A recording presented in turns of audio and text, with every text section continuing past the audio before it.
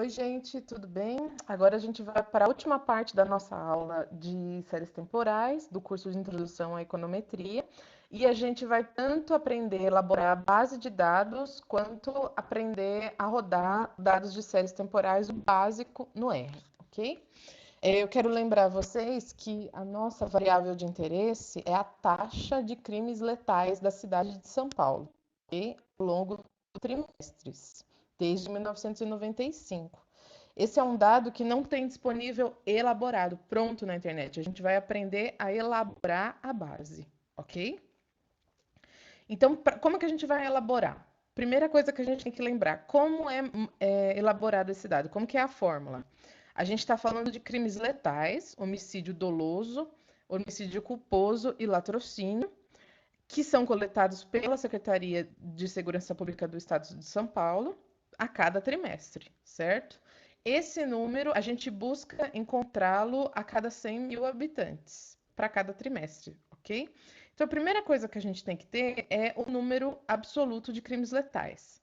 Para isso, a gente vem aqui no site da Secretaria, Estatísticas.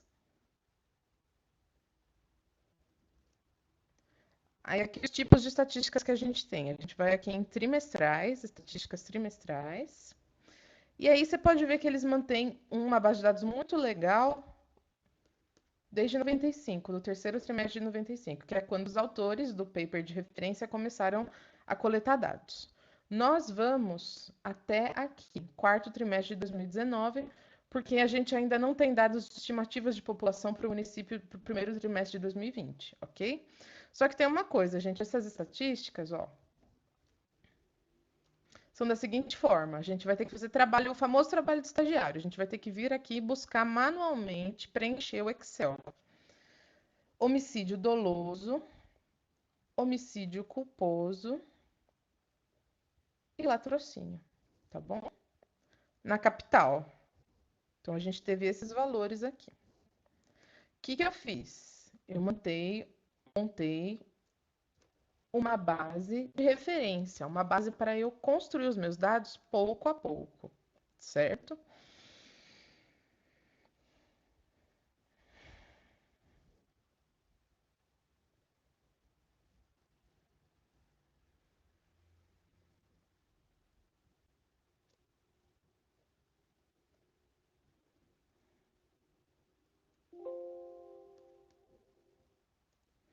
Aqui, gente, a cada trimestre, eu peguei todos os trimestres, inclusive 2020, para os quais havia dados disponíveis, e coletei manualmente os dados. Homicídio doloso, culposo, latrocínio, e aqui eu usei a função soma para encontrar o total. Beleza, gente? Quando a gente trabalha com taxas, é muito comum que elas não estejam disponíveis.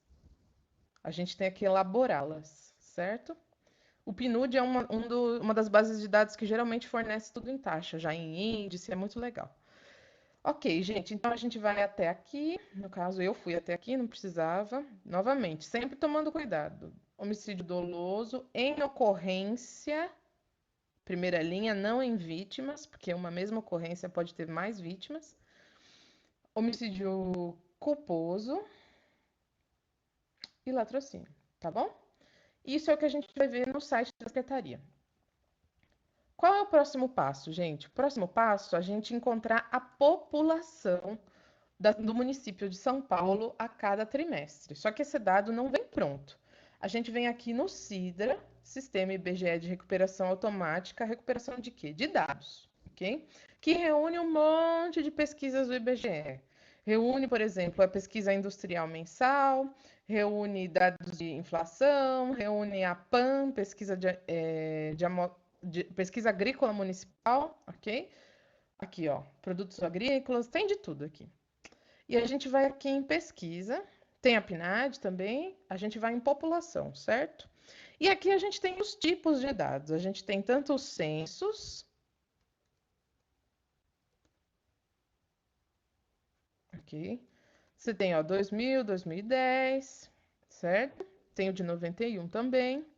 E você tem as contagens, certo? Que são um pouco mais esporádicas. Tudo bem? Contagem de 2007, contagem de 96.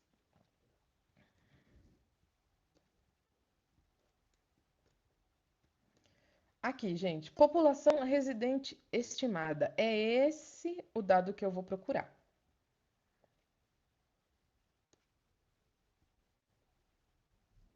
Séries temporais.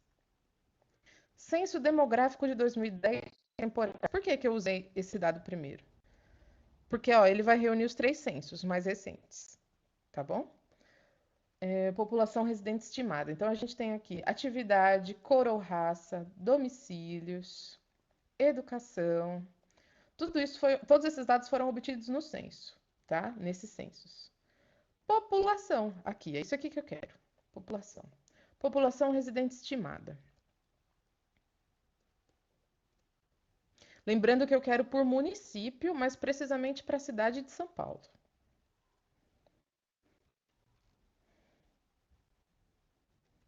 Qual que é o dado? Aqui você organiza a tabela da forma que você acha melhor. Já já a gente vai falar disso.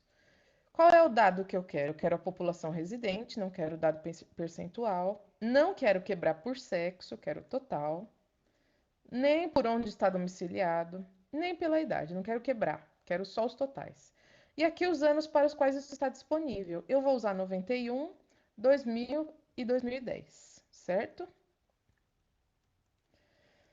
Ok, gente. Quais os níveis territoriais que eu posso observar? Posso observar por estado, mesorregião, etc. Eu vou utilizar município, tá bom?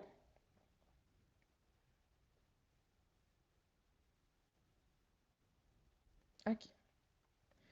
Abrir município. Agora eu vou procurar aquele que me dê menos dados que não me interessam e mais dados que me interessam, certo? Pode reparar, gente. De todos esses dados aqui, por exemplo, Amazônia Legal, isso não me interessa. Me interessa os dados ao redor de São Paulo, tá bom? Aqui eu tenho 92 dados ao total, ou seja, 92 municípios na cidade e região de São Paulo. Dentre eles, com certeza, está o município de São Paulo. Vou clicar em visualizar. Opa, faltou coisa, gente. Aqui. Certo, ó, faltou dar o OK aqui para que ele busque esses dados.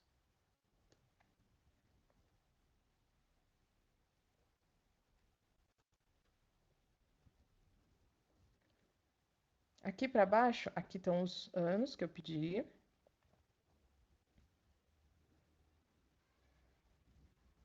E aqui para baixo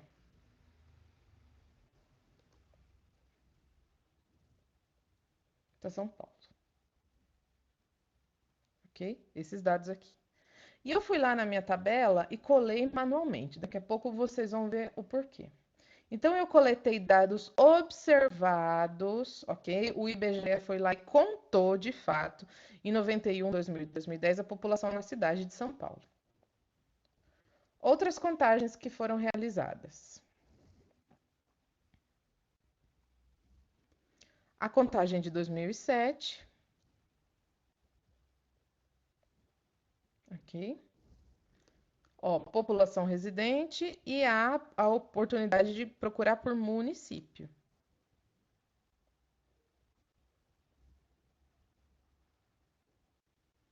Mesmo processo, gente. Você vai lá em município e procura o que te interessa. Ó, aqui ficou bem mais fácil, inclusive. Você procura só o que te interessa.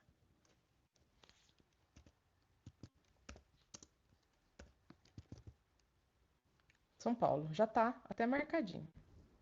Visualizar. Aqui, em 2007. Aqui também são dados observados. Para a contagem de 96, mesmo procedimento, tá, gente? Ó, contagem de 96. Até agora a gente trabalhou com dados observados, certo? O IBGE foi lá e contou, só que nem sempre ele consegue fazer isso. Quando ele não consegue, os anos em que ele não conta, ele faz que nem a gente que é economista. Ele estima. Por isso você vai voltar aqui para o início e procurar as estimativas de população. População residente estimada, certo? Suposta, digamos assim, a nível municipal. E prestem atenção, gente, a gente tem de 2001 a 2006, pula 2007, que foi quando ocorreu de fato uma contagem, 2008 a 2009, pula 2010, quando ocorreu o censo, e 2011 a 2019. Existe nível municipal para esse tipo de estimativa. Eu selecionei todos os anos que eu queria, avaria níveis territoriais, município,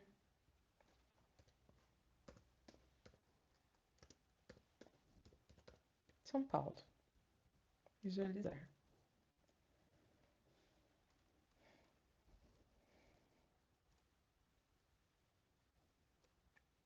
Aqui ele me deu todos os 92 municípios da região próxima de São Paulo. Aí você vai aqui no finalzão.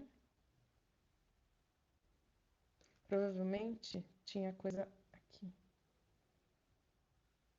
Pronto. Visualizar. Aqui, gente. Município de São Paulo, o ano. E a estimativa, certo? Não é certeza. É uma conta, não foi uma coleta. Tudo bem com isso? E aí, o que eu fiz?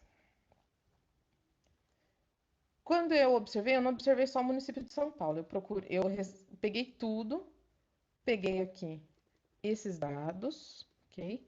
Transpus. Quando você transpôs no Excel, você faz assim, ó, você seleciona e depois transpõe. Quando você for colar, você usa a função transpor, tá? O que tem nessa planilha aqui? Eu coloquei os anos onde tem valor observado, eles estão em vermelho, então teve censo em 91, teve contagem em 96, censo em 2000. E também coloquei os anos em que o IBGE me forneceu estimativas, ó. Esse dado aqui de 2001, 2002, 2003, 2004, enfim. São, ó, 2007 contagem, 2010 censo, e daqui para frente só estimativas, certo? Então eu coloquei os dados que o IBGE me deu, tanto por contagem quanto por estimativa.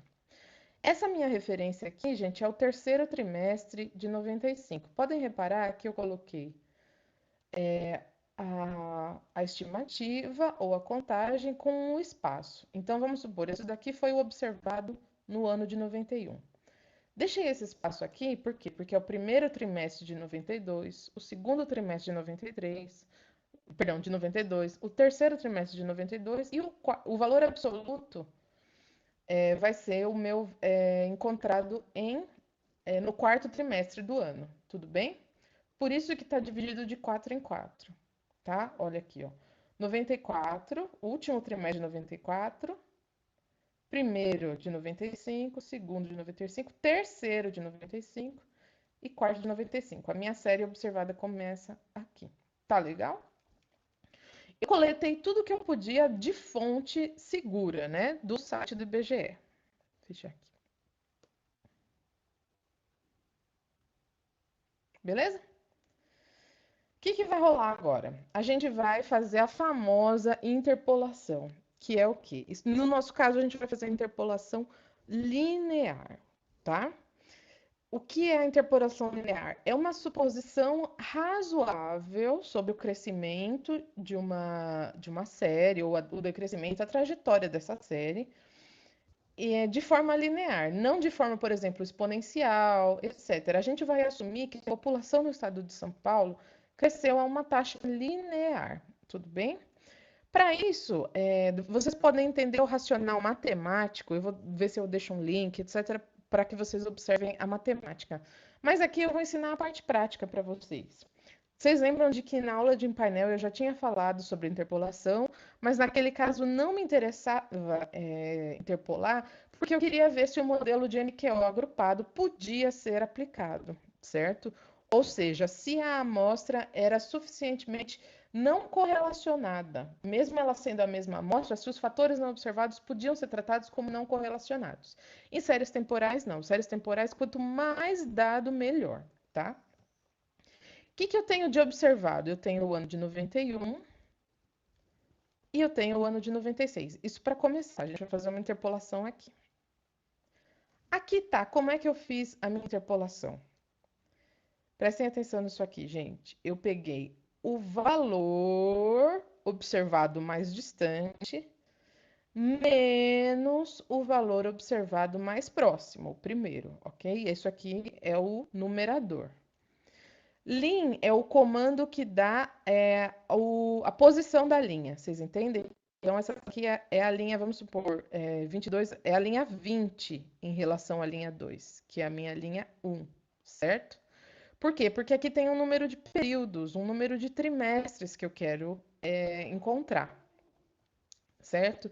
Então, você vai encontrar quanto variou de 91 a 96 sobre o número de trimestres que cabe nesse período, certo? 91 a 96. Você tem um número tal de trimestres.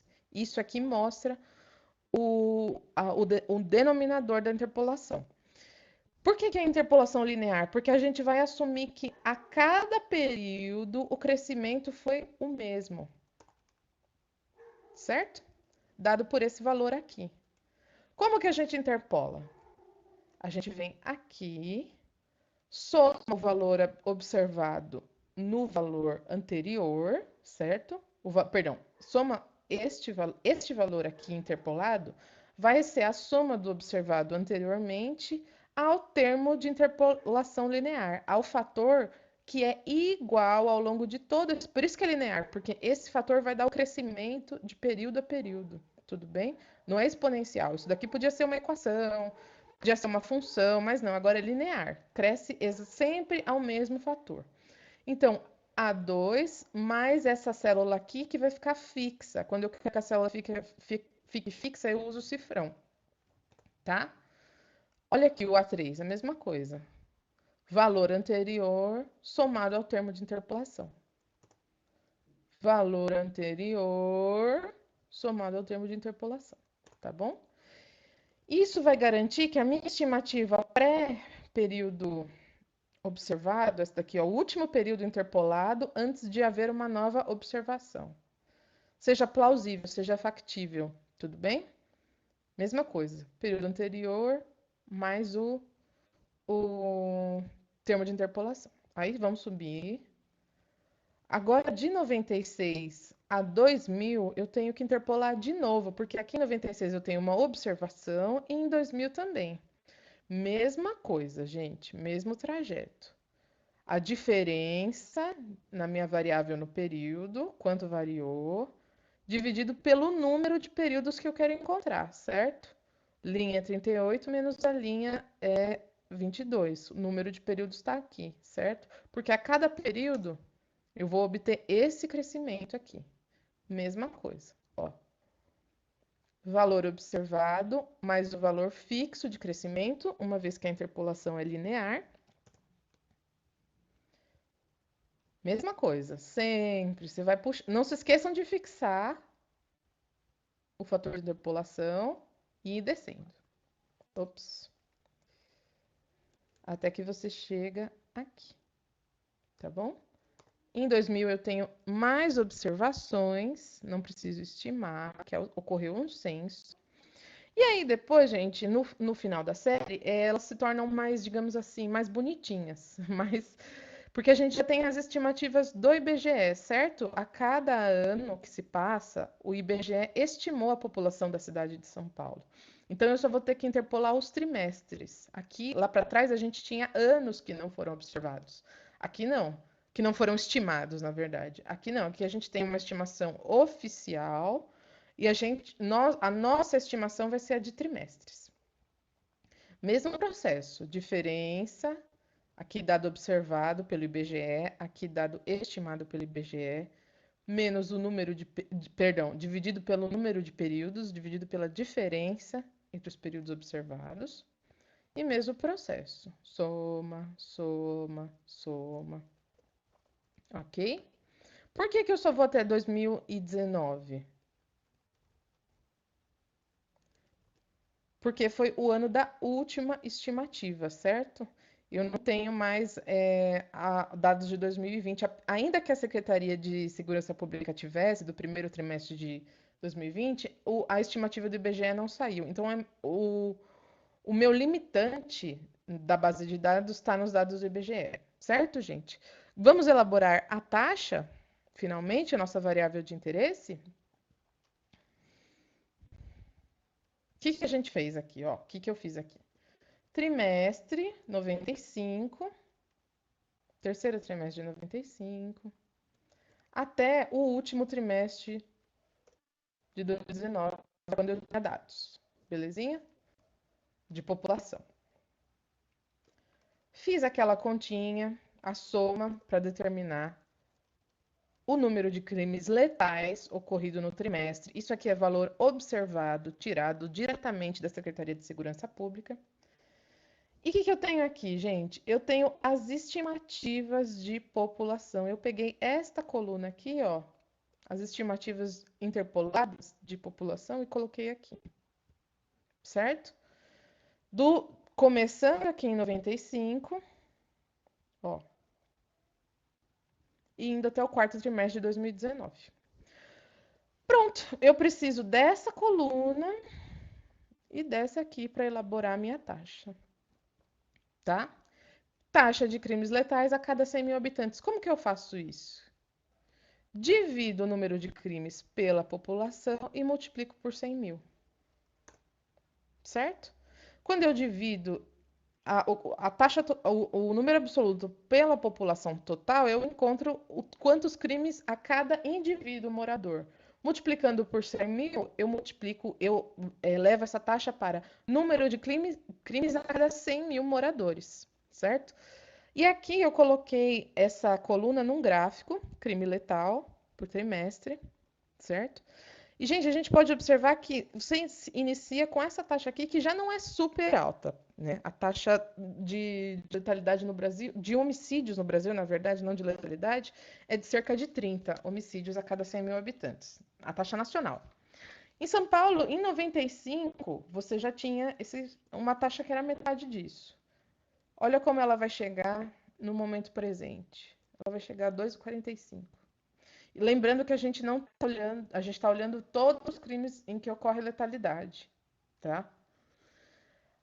Hoje em dia a gente está em 30 mil homicídios a cada 100 mil habitantes. 30 homicídios, perdão, 30 mil não. 30 homicídios a cada 100 mil habitantes no país. Aqui a gente está falando de 30 crimes letais, homicídio mais latrocínio, a cada 100 mil habitantes em São Paulo. Isso dá uma ideia do quanto a cidade está abaixo da média nacional. Olha aqui. Aqui, gente, a gente tem aquele pico, certo? E aqui os dados recentes, ok? Para simplificar a minha base na hora de jogar para o R, eu deixei a coisa mais fácil. Lembrem-se do conselho de sempre deixar a base o mais simples possível. Trimestre, ok? E taxa de crimes letais. Essa base aqui eu joguei lá para fora e é ela que a gente vai subir no R. Salvar. Tudo bem? Vamos rodar? Vamos aprender a mexer com séries temporais? Lembrem-se sempre, primeira coisa quando eu mexo no R, encontrar o diretório. Hoje o meu diretório é um pouquinho mais complexo.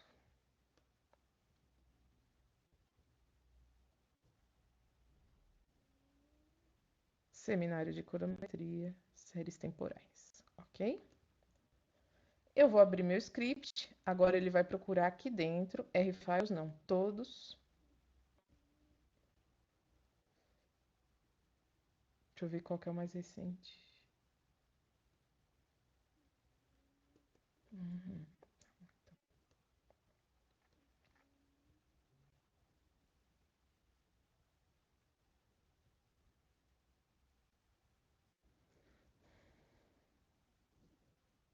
Beleza, gente.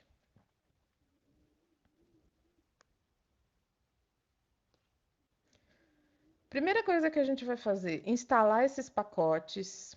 Testes de raiz unitária estão aqui. Esse daqui é o pacote que transforma a série em a base, ele avisa o R de que a base se trata de série temporal, forecast para previsão, etc. Tem uma série de pacotes aqui, gente. Uma lição que a gente aprende é que pacote de série temporal nunca é demais. A gente sempre tem um teste específico que está num outro pacote, que era para estar em um, mas está em outro. Então, se possível, instalem todos que vocês conhecerem. Não custa nada, ok? Eu vou pedir que o R instale. Eu já tenho instalado, mas além disso, que ele abra esses pacotes, tá? Eu vou fazer a instalação com vocês para que vocês lembrem sempre da hora de escolher por onde. Ó, Brasil SP.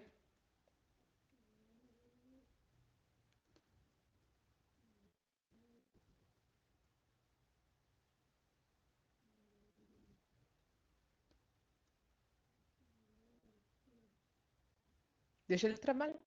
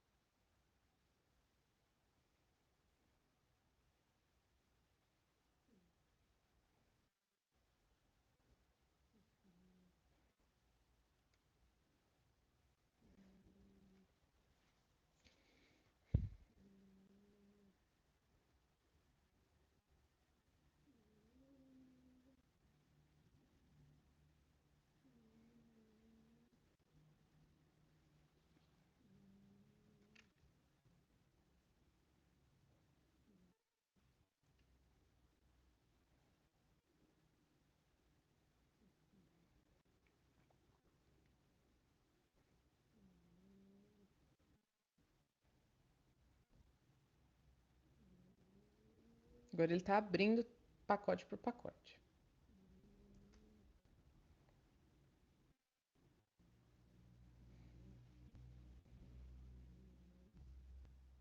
Beleza? Gente, agora a gente vai para aquilo que vocês já conhecem. Primeira coisa, abrir a base. Eu uso o pacote Read XL, porque ele lê XLSX, ok? Esse é o nome que eu vou dar à minha base. Só que lembrem-se que eu quero uma coluna só. Eu quero a coluna da taxa, tá? Eu só tenho uma variável. Abriu. Comando TS, ele está no pacote T-Series e é ele que avisa que nesta base há uma série temporal, ok? Ela deve ser tratada como série temporal. Mas qual que é a minha variável de interesse? É a taxa de crime letal, tá bom? Então, assim, aqui a gente tem o nome da guia na planilha do Excel e nessa guia procure a coluna nomeada taxa de crime letal, tá bom? É isso aqui que significa. Você vê lá o nome da guia e vê o nome da série, da coluna onde está a sua série de interesse, certo? Isso aqui é muito importante. Quando que começa a minha série? Primeiro, a gente tem que entender que a frequência é de 4 em 4. Em um ano, eu tenho 4 trimestres, certo?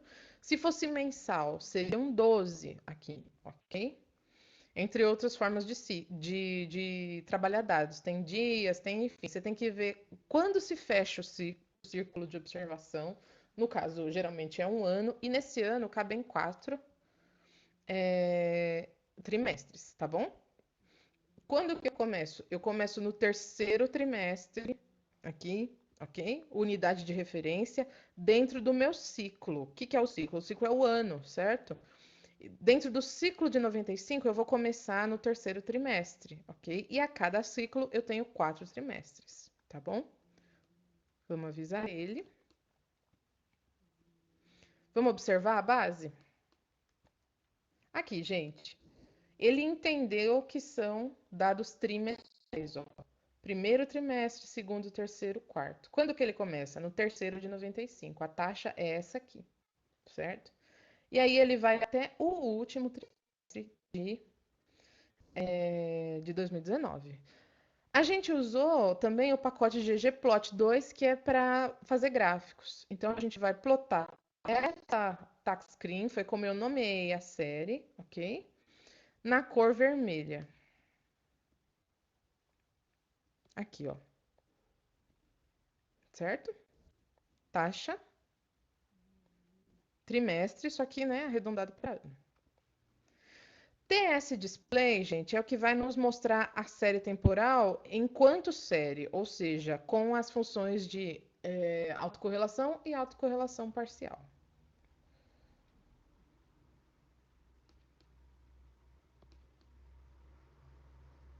Beleza. Eu que cliquei no negócio errado, gente. Aqui a gente tem a série original, certo? E aqui a gente tem a função de autocorrelação. A função de autocorrelação parcial está aqui. Pelo que a gente pode perceber, ocorre autocorrelação na série, certo? Ó, elas são todas significativas aqui. E além do mais, só de olhar isso aqui, gente, a gente diria o quê? Que a série que ela é estacionária ou que ela é não estacionária? Só de bater o olho, a gente percebe que ela não é estacionária, ela não tem um padrão de desvio em torno de uma média, ok? Não tem.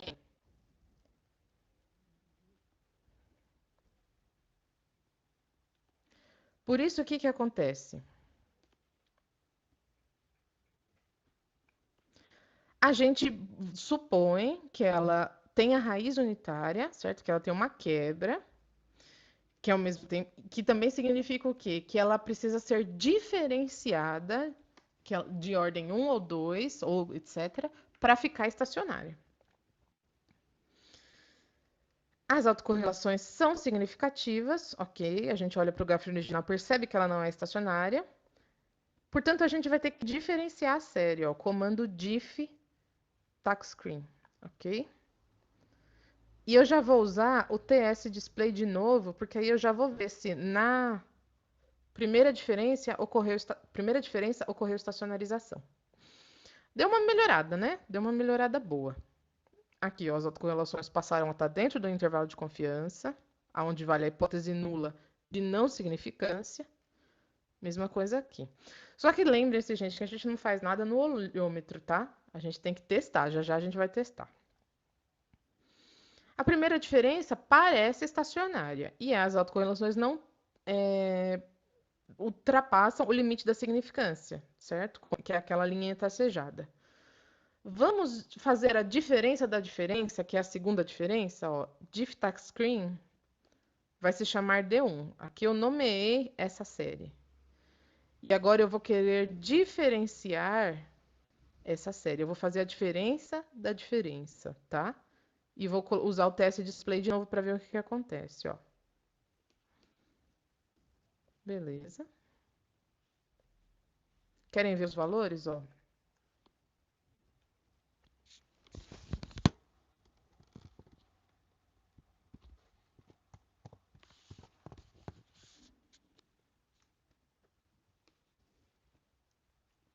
Essa aqui são as diferenças, tá? Vamos vê-las? Olha lá. Ó a função de autocorrelação parcial. Estava mais estacionária antes, né? Então, a gente vai considerar que a série precisou de uma diferença, essa daqui, ó, para se tornar estacionária, certo? Portanto, para a gente fazer os testes, a gente vai usar essa daqui, na diferença, ok? Lembrem-se que primeiro a gente faz o teste ADF, que tenta modelar a série, ao mesmo tempo que verifica a existência de raiz unitária. E a gente começa como? A gente começa do modelo mais complexo, aquele que tem tendência e constante, para um modelo mais simples. E além disso, a gente precisa verificar quais são as defasagens, ou seja, os períodos anteriores ao valor atual, que são relevantes para a gente eliminar a autocorrelação do modelo, tá? Então, vamos entender o comando. URDF é o teste ADF para o pacote URCA, tá bom? Então, eu vou fazer o teste ADF utilizando essa série de dados. Sempre eu vou começar pelo modelo com tendência e constante. Você vai especificar aqui qual é o modelo que você quer. Eu quero começar pelo tendência e constante. Tendência e constante. Se eu usasse drift aqui, eu queria o que só tem constante. E se eu usasse none, eu queria o que tem constante sem tendência. E qual é o critério para selecionar quantas defasagens são significativas para eliminar a autocorrelação? É o critério BIC, ok? Ele vai determinar automaticamente quantas são necessárias. ADF teste. Então, gente, aqui está o nosso teste de Decay Fuller aumentado, tá? O modelo é um modelo com tendência e constante. Aqui está a fórmula que ele chegou. E aqui está o modelo com os estimadores. Aqui está o termo de defasagem, que é definido pelo critério BIC, que eu falei para vocês. Ó. Ele encontrou que a primeira defasagem, um período anterior, é necessário para que o modelo seja não autocorrelacionado, ok? Ela é a significativa, olha o tanto que ela é significativa. Os outros termos, a constante e a tendência, não foram significativos. Isso aqui é um indício de que o modelo pode estar errado, ok? De que eu estou com muito termo aqui, e esses termos estão viesando o meu teste, tudo bem? Como que a gente vai resolver isso? Aqui estão as estatísticas de interesse, tá? A nossa estatística tal 3 vai medir de fato se há raiz unitária no modelo ou não. Como a gente tem uma estatística menor que todas as estatísticas a qualquer valor de significância, lembrando que é número negativo, hein, gente? Pelo amor de Deus. E aí, o que acontece? A gente rejeita a hipótese nula de que há raiz unitária. Isso é esperado, porque a gente já diferenciou o modelo. Vocês lembram disso? Sinal que está tudo ok. No entanto, e esses termos aqui? Para esses termos aqui, eu preciso de um teste de significância conjunta, certo? Para isso, eu vou usar a estatística Φ3, tá? A Φ3 é a 43, certo? Essa última aqui, lembre que isso aqui tem que transpor. Como ela foi maior que os valores de referência, a gente considera que os termos são conjuntamente significantes, sim. Tem raiz unitária e também são conjuntamente significantes. Mais para frente, a gente vai ver a limitação desse teste. Ele é muito bom para modelo autorregressivo, ok? Mas se ele não tiver só processos autorregressivos, é melhor a gente determinar a forma do modelo de outra forma. Outros testes, gente. Teste do pacote URCA, a gente tem também o teste de Phillips-Perron, ok? Aqui o modelo é com tendência, por quê? Porque eu vi que o modelo, o meu teste-F deu que eles são significantes conjuntamente, use a primeira defasagem.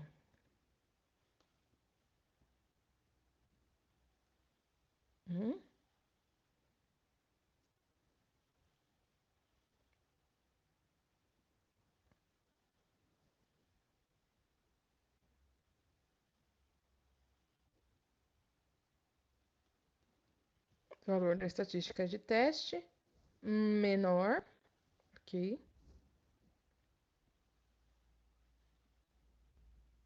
Não tem raiz unitária. Lembrando que a série já está diferenciada. Tá tudo ok com o nosso teste.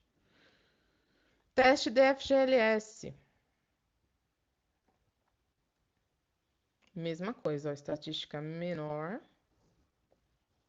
não tem raiz unitária. Teste KPSS. Tudo isso eu já interpretei com vocês lá atrás, tá, gente? Ele é o contrário, ó. Ele a gente quer não rejeitar a hipótese nula de que a série é estacionária. E, de fato, a 5% de significância, a 10%, etc., a gente não rejeita, tá? Porque ela é maior e não menor. A gente não rejeita a hipótese nula de que a série é estacionária, não tem raiz unitária. Tudo bem? Ok, gente, mas eu disse para vocês que esses testes são importantes, são bons, mas eles não detectam exatamente se a gente tem, por exemplo, um processo de médias móveis, ok? Para isso, a gente precisa dessa função aqui, a função autoarima. A gente vai colocar a série original, taxa de crimes letais, na função autoarima, tá bom? Vamos ver o que ela nos mostra? Ela vai determinar se tem termo regressivo, se tem termo de processo de médias móveis, que é os que os testes anteriores não detectam, e também se tem constante ou tendência. Atenção, gente. Ela encontrou um arima de ordem 1. Isso a gente viu lá atrás, né? Que a gente precisava diferenciar para encontrar uma série estacionária. E ela não encontrou processo autorregressivo. Ela encontrou um termo de médias móveis, que é esse aqui, que é relevante, com constante, certo? Essas aqui são outras formas de você visualizar o modelo, tá? A forma mais completinha é usando a função summary. Tudo bem? Que ela traz, ó, os critérios que a gente usa para determinar, que foram usados para determinar. Isso aqui é teoria. Que mais, gente? Se eu não quiser, depois que eu usei a minha função autorima, identifiquei o modelo, como que eu estimo? Estimar aqui significa contar para o R como é que a gente quer o modelo. A gente vai usar a função arima com letra maiúscula, tá? Se atentem a isso. Por quê? Porque o nosso modelo deu com constante. A arima sem letra maiúscula não inclui constante. A gente precisa da arima com maiúscula. Screen são nossos dados originais. Como que eles devem ser tratados? Como um processo integrado de ordem 1, precisam de uma diferenciação, um termo de média móvel. Incluir constantes? Sim.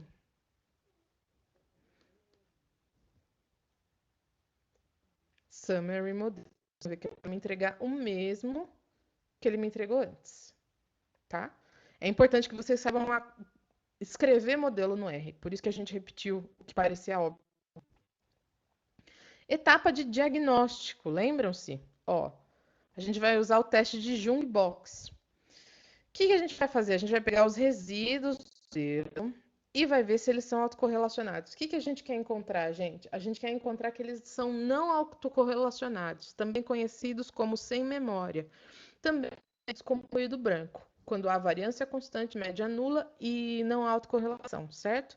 Se eu tiver um ruído branco nos resíduos, é sinal que todos os termos incluídos no meu modelo deram conta da autocorrelação, certo? São relevantes, são significantes. Primeiro eu vou olhar até a defasagem 6 da série de resíduos.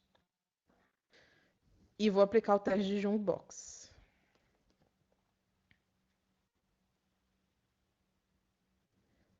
P-valor alto, certo? Eu não rejeito a hipótese nula de que os resíduos são não correlacionados. Ou seja, o meu modelo está bem adequado. Até a defasagem 6 dos resíduos. Vamos ver mais para trás? Vamos olhar períodos ainda mais longínquos?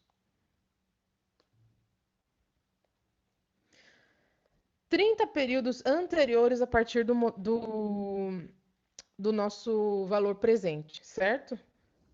Ainda assim, eu não rejeito a hipótese nula de que não há autocorrelação. O modelo está adequado. O que isso significa, gente? De sempre. Eu posso confiar nos meus estimadores, no valor dos estimadores.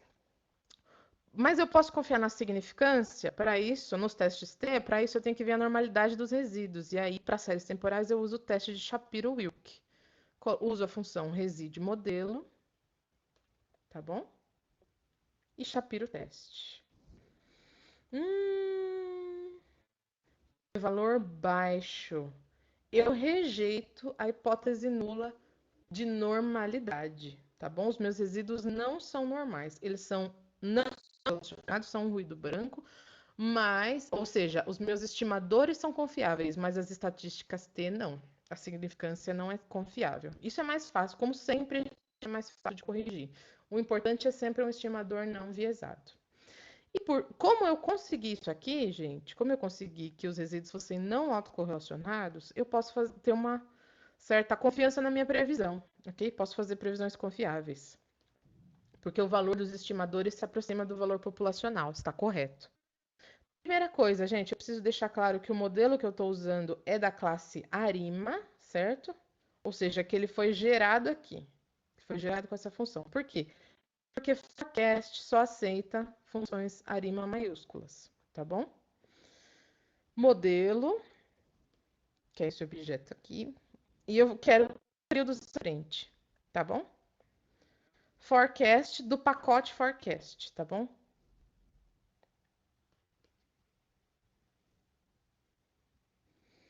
Ok, gente, 2020, primeiro trimestre, segundo e terceiro.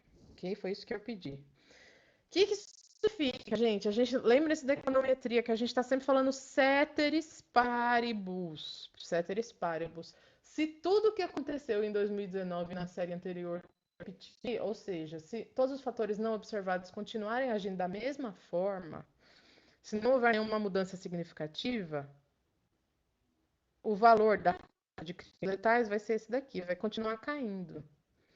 Infelizmente, a gente sabe que com a pandemia e com outros fatores, os crimes letais estão aumentando.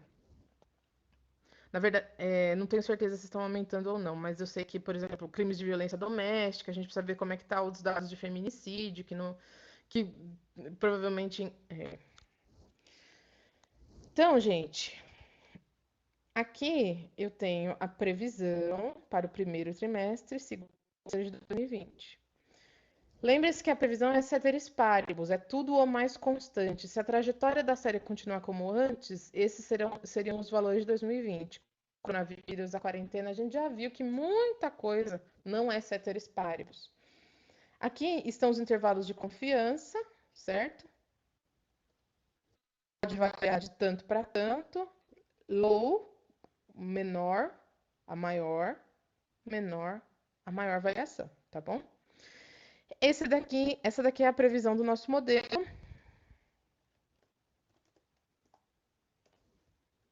Tentar para 10 períodos à frente. 10 períodos à frente, ceteris paribus, ok, ó. Trimestre de 2021 e 2022. Lembrando, gente, que isso aqui é ceteris paribus. Eu sei que eu já falei isso, mas não quer demais, tá? Por quê? Porque a gente já tem aí vários eventos que mostram que a série vai se dispersar do nosso modelo estimado, ok? Gente, esse foi o curso a minha parte do curso de séries temporais e de dados em painel. Eu agradeço imensamente a atenção de vocês. Peço perdão pelos atrasos e pelos problemas técnicos. Edição não é meu forte. Muito obrigada por tudo. Espero que vocês tenham aprendido. Na sexta-feira a gente tem o nosso encontro. Não se preocupem em aprender tudo até lá. É um processo, é devagar, tem que tentar. Se preocupem em tentar entender os conceitos, tá bom? A coisa mais importante e mais rara de se ver, digamos assim, é que a gente tenta fazer as coisas na faculdade para passar, para resolver, para tirar nota, e a gente passa por cima de compreender a teoria, de compreender a intuição. O nosso objetivo, como a gente não é professora de vocês, não vai aplicar prova, é que vocês entendam os conceitos, que vocês se firmem nos conceitos, tá? Todos os erros encontrados nessas apresentações são de minha inteira responsabilidade e eu queria agradecer também ao Daniel Sayarp, meu amigo da PUC-Rio, que fez uma mágica aqui e resolveu uma ambiguidade no pacote que estava impedindo a realização das previsões. Obrigada, Daniel. E vejo vocês na sexta, gente. O que vocês precisarem, eu estou à disposição. Até o próximo curso e muito obrigada.